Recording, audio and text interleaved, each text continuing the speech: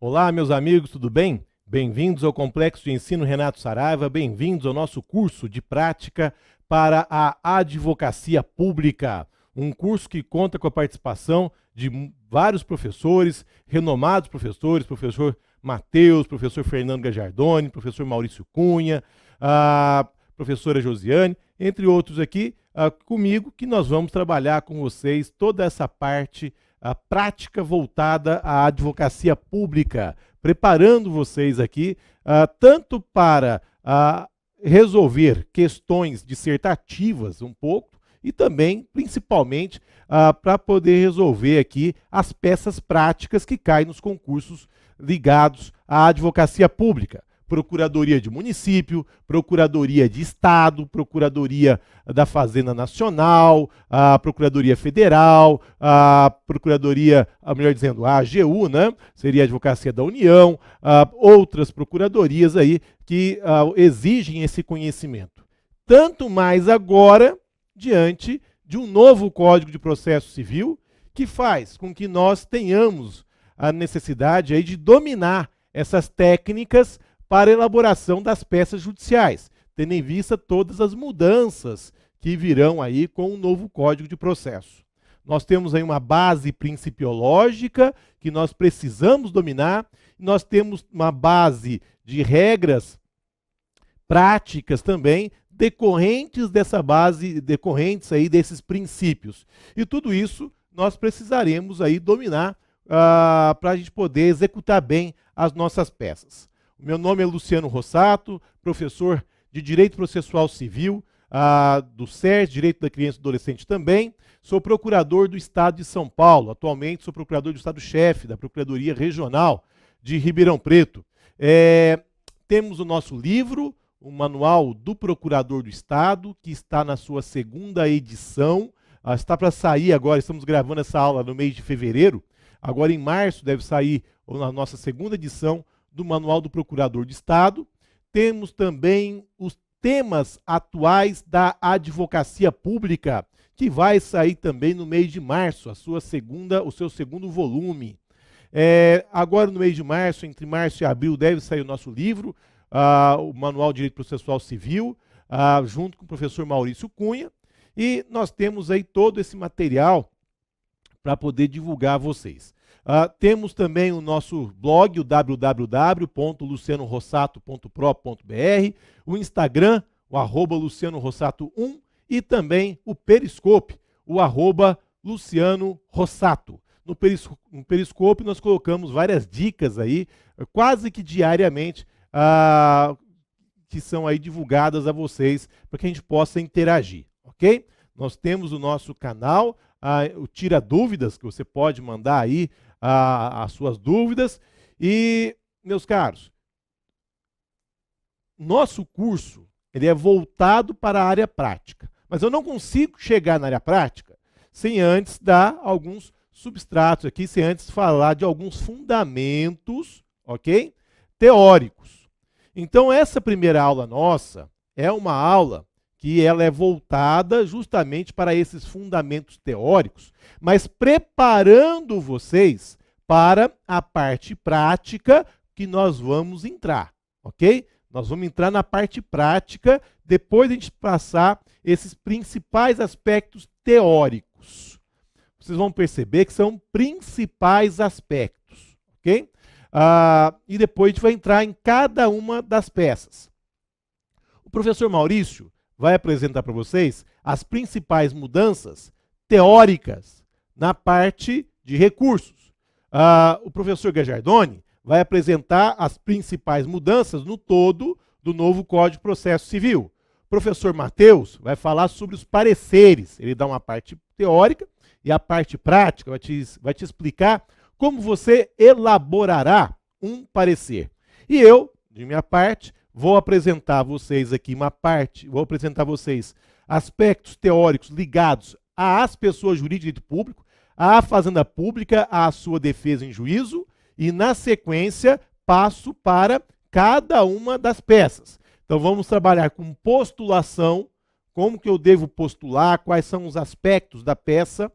Vamos trabalhar com defesa, como é que tem que ser uma contestação.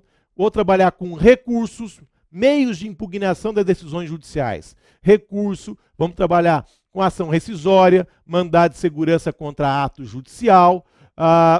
Mas para isso, eu vou trazendo teses ligadas à Fazenda Pública, para que nós possamos enfrentá-las, ok? Então são aspectos importantes que a gente vai trabalhando no dia a dia aí nas nossas peças práticas. Tá combinado assim? Então ficamos dessa maneira. Meus caros, quando a gente trabalha com advocacia pública, você deve ter em mente dois princípios. Dois princípios que você não pode tirar da sua cabeça. Ok? Quem trabalha com advocacia pública, ele tem que ter esses dois princípios em mente e, além disso, tem que saber muito bem qual é a sua missão dentro da administração pública. Ok? É um concurso diferenciado. E posso dizer para vocês, e isso quem está me dizendo são vários candidatos também, os concursos para advocacia pública têm se mostrado mais difíceis que os concursos para magistratura estadual, por exemplo. O MP estadual em algumas hipóteses. Por quê? Porque temos matérias diferenciadas. E temos que ter uma postura diferenciada. Luciano, essa postura é uma postura contra a legalidade? Não. É muito pelo contrário. O advogado público, ele tem que ter em mente, de um lado, a supremacia do interesse público e, aliado a isso, a legalidade, no entendimento de que nós devemos aqui defender a ordem jurídica como um todo, ok? Então, legalidade de um lado e ordem jurídica de outro, em harmonia, ok? E nós temos aqui essa defesa do interesse público, né? Então, na verdade, interesse público e a defesa aqui da ordem jurídica como um todo. Vejam, esse é o papel do advogado público. Esse é o papel da advocacia pública enquanto instituição. Esse é o papel, da mesma maneira, das próprias pessoas jurídicas de direito público quando estiverem litigando. E é essa interpretação que nós devemos fazer quando nós formos elaborar as nossas peças práticas. Então, quando você estiver diante de uma contestação, eu vou mostrar bem isso para vocês, você tem que se colocar aqui, colocar a administração nessa defesa do interesse público. Isso não significa deixar de observar direitos fundamentais, não. Nós vamos entender que o interesse público, ele é um interesse de cada indivíduo em sua coletividade, ok? É o interesse de uma parcela desse interesse de cada indivíduo aqui considerado na sua coletividade. Então nós temos algumas demandas que às vezes pode se entender como, por exemplo, alguém ingressa com uma ação requerendo que o Estado entregue um medicamento. Ok, tem direito fundamental à saúde e o Estado tem que fazer de tudo para que esse direito seja preservado, seja observado.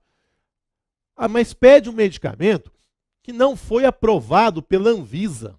É um medicamento experimental que pode fazer mal para aquele indivíduo. Muito caro e que não tem perspectiva de resultado. Será que a coletividade deve suportar o pagamento disso? Perceberam, meus caros? É isso que nós precisamos entender, ok? É essa dinâmica de interesse público que nós precisamos trabalhar. De repente, alguém ingressa com uma ação por desapropriação indireta em face do Estado.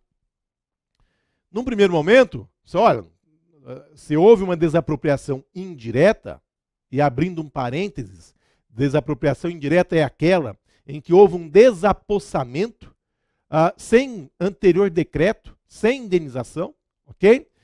fechando parênteses, você fala assim, olha, a indenização é devida, mas será que aquela área é daquele indivíduo?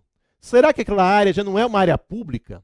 Será que a pretensão por ele apresentada de valor não é muito alta? Será que os juros e correção monetária constantes de uma sentença que decreta essa indenização estão adequados? Qual que é a natureza dessa ação? Como é que fica a questão da prescrição? Prescrição da pretensão, será que são 5, 10 anos? Como é que funciona isso?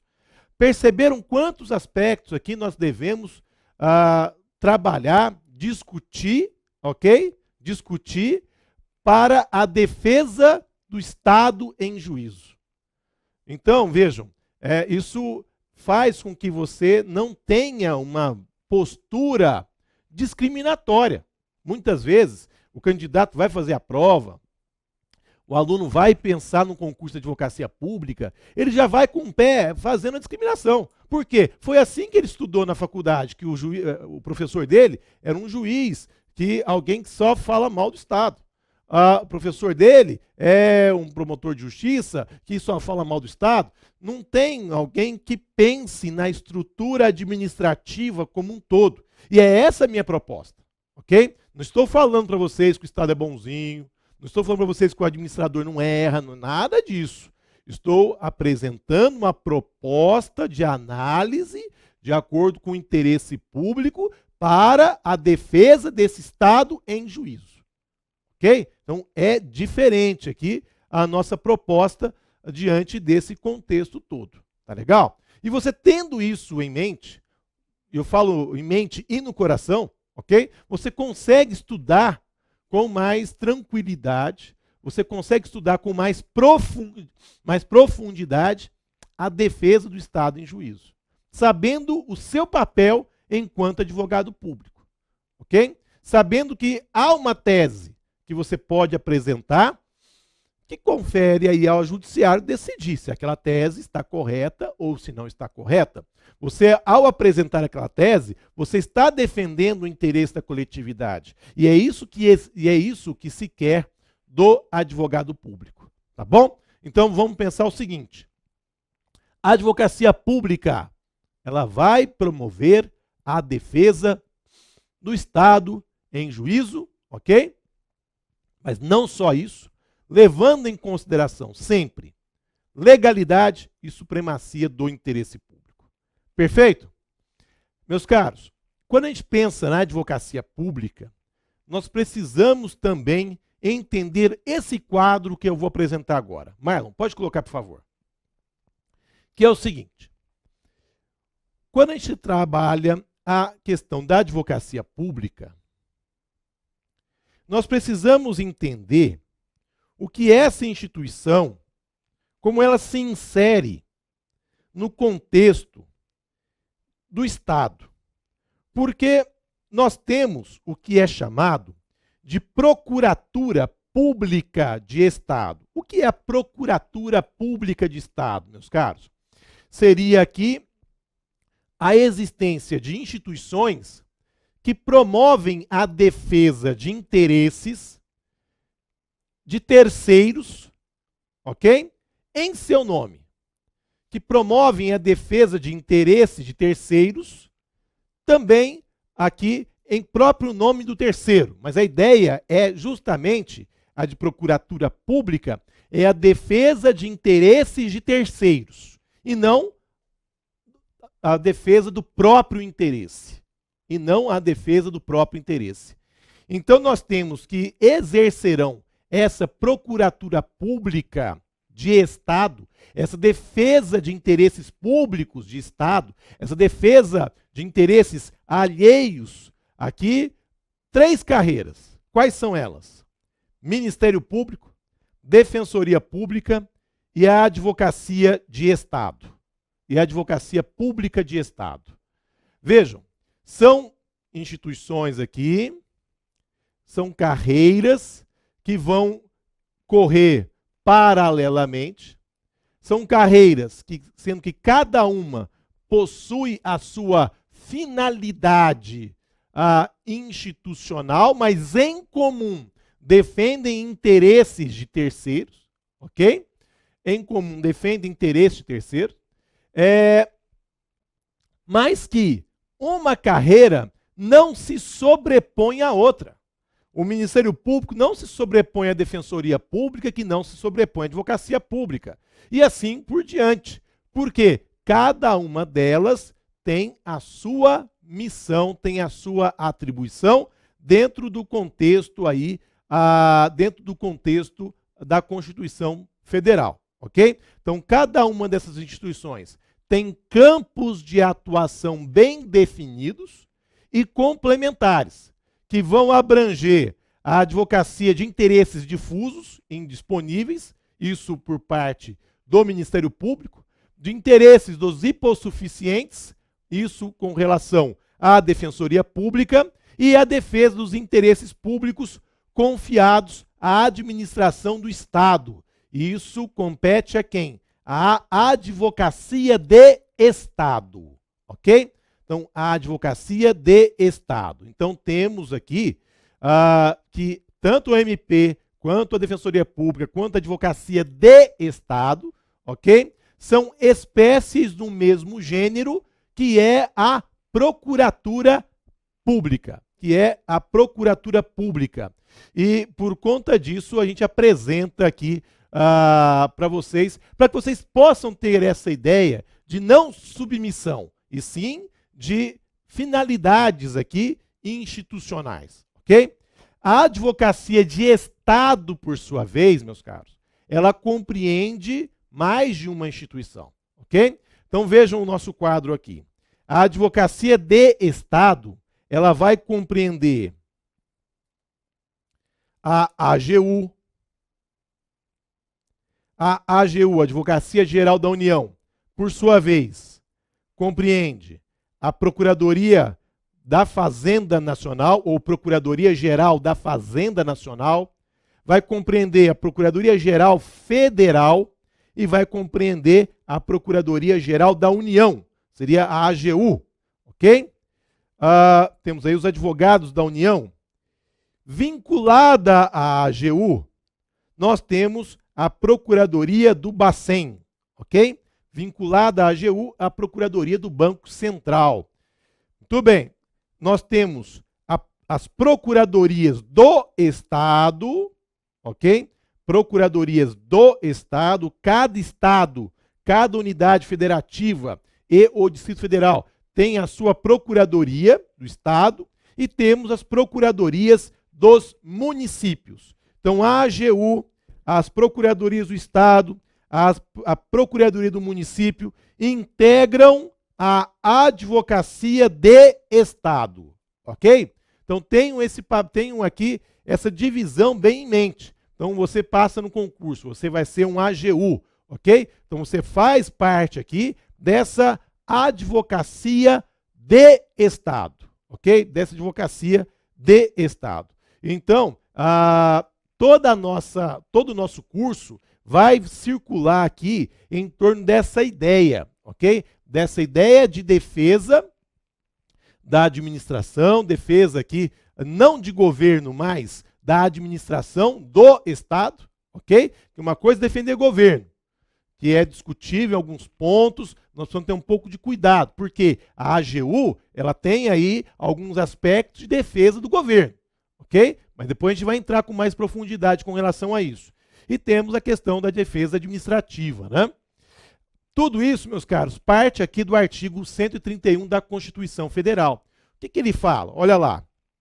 A Advocacia Geral da União é instituição que, diretamente ou através de órgão vinculado, representa a União judicial e extrajudicialmente, cabendo-lhe, nos termos da lei complementar, que dispuser sobre sua organização e funcionamento as atividades de consultoria e assessoramento jurídico do Poder Executivo. Ok? Então vejam que interessante. Fala aqui do papel da AGU de defesa judicial e extrajudicial da União, ok? Responsável pela sua organização e funcionamento, atividade de consultoria e assessoramento jurídico. Consultoria, por meio do quê? Por meio dos pareceres, que o professor Matheus, com muita maestria, vai ensinar para vocês como elaborar um parecer, ok? Então lá vocês vão ter conhecimento disso, isso vai auxiliar muito aí vocês no dia a dia, ok? Vai fazer uma prova, tem um parecer, você já não vai se preocupar, não vai perder tempo com aspectos formais. Você sabe aonde que você começa. A mesma coisa, a peça judicial. Peça judicial que a gente vai mostrar para vocês, você não vai perder tempo com forma. Você já sabe interpor, já sabe apresentar uma reclamação constitucional. Você vai saber, vai ter um modelo. Você vai ter esse modelo, com ele você vai praticar. E a nossa proposta é justamente essa de promover a prática, né? Parágrafo 1º. A Advocacia Geral da União tem por chefe o Advogado-Geral da União, de livre nomeação pelo Presidente da República. Tranquilo? Parágrafo 3º. Na execução da dívida ativa de natureza tributária, a representação da União cabe à Procuradoria-Geral da Fazenda Nacional. Tranquilo.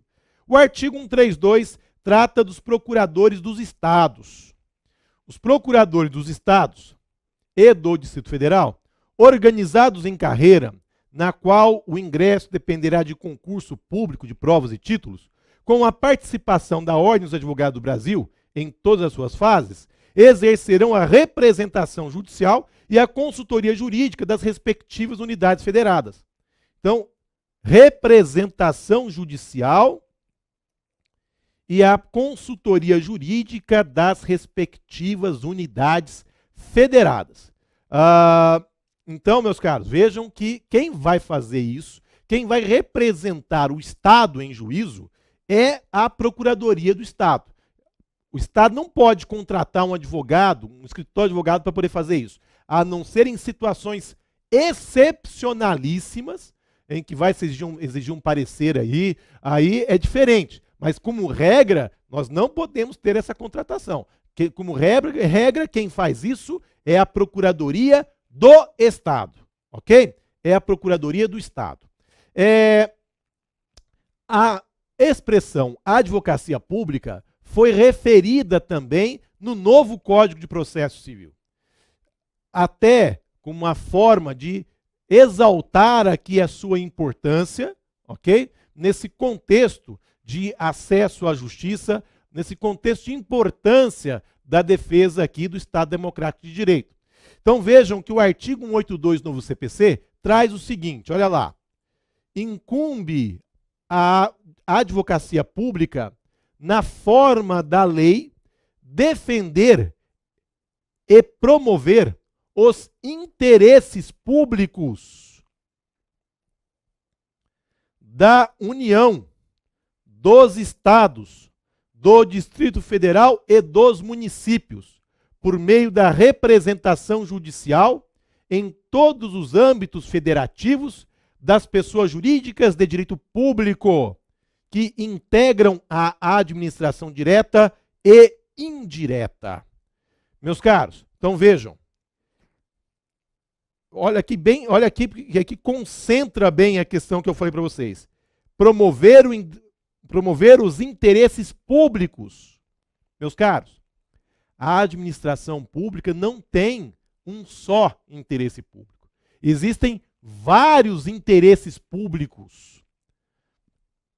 Temos interesse público de defesa do meio ambiente, de defesa da ordem administrativa, de defesa da ordem jurídica, defesa da saúde pública, defesa da administração penitenciária, defesa N aqui, interesses públicos, ok? E a defesa desses interesses públicos é feita, de acordo com o que nós temos aqui, pela advocacia pública, que vai promover essa defesa em nome das pessoas jurídicas de direito público.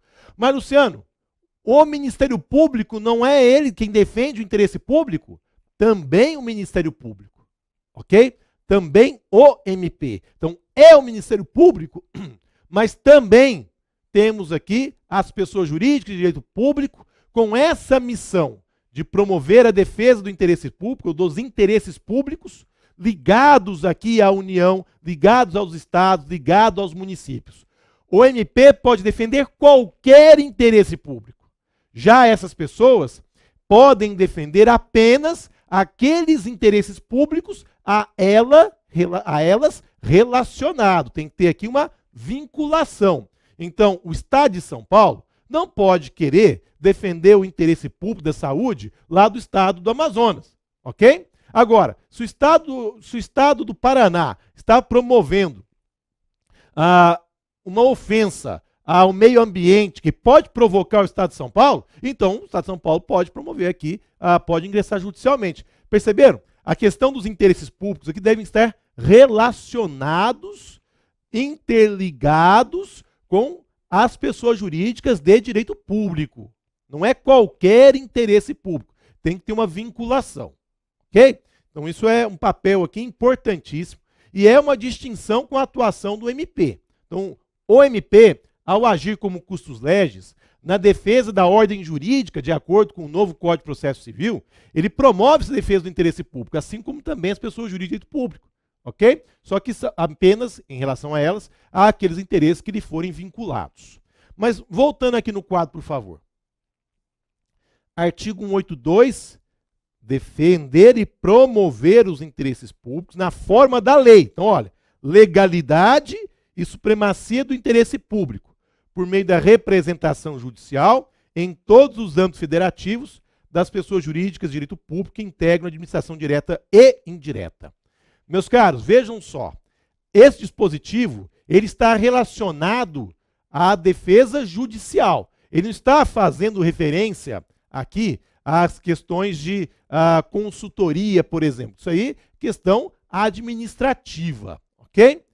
Agora, tem um ponto que esse artigo 182 e que todo o nosso estudo ele se baseia, que muitas vezes a gente esquece, que é o seguinte: o Brasil ele adotou o princípio da jurisdição una, ou seja, qualquer lesão ou ameaça a direito, independentemente de quem praticá-la, seja a administração pública ou não, estará sujeito aqui à análise e, se for o caso, correção por parte do Poder Judiciário, desde que devidamente provocado.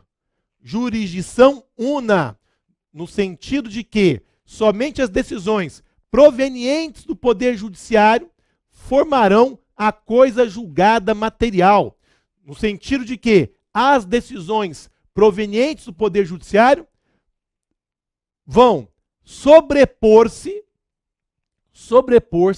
às decisões administrativas. Às decisões administrativas. Meus caros, vejam como isso vai ser importante depois que a gente trabalhar a questão dos precedentes, que nós vamos ter que trabalhar aqui, apresentar para vocês a questão dos precedentes. Importantíssimo aí, importantíssima essa análise. Então, por que eu estou ressaltando isso? Porque na maioria dos países europeus hoje, e em outros estados também, não se adota esse princípio da jurisdição una. Se adota hoje a jurisdição administrativa ou justiça administrativa. Então, são dois aspectos aqui com relação à resolução de demandas, lides, conflitos que envolvem a administração pública. Por quê? O Brasil adotou a jurisdição una. Outros países, a justiça administrativa. Por conta disso, que nós temos pouco escrito em outros países, quando a gente fala desse direito processual civil público. Nós temos lá, na verdade, a doutrina, ela trata dessa justiça administrativa, que nós precisamos entender, até para poder compreender melhor o nosso sistema, ok? E no segundo bloco, a gente vai apresentar isso e dar continuidade aqui a esses aspectos iniciais dos nossos estudos.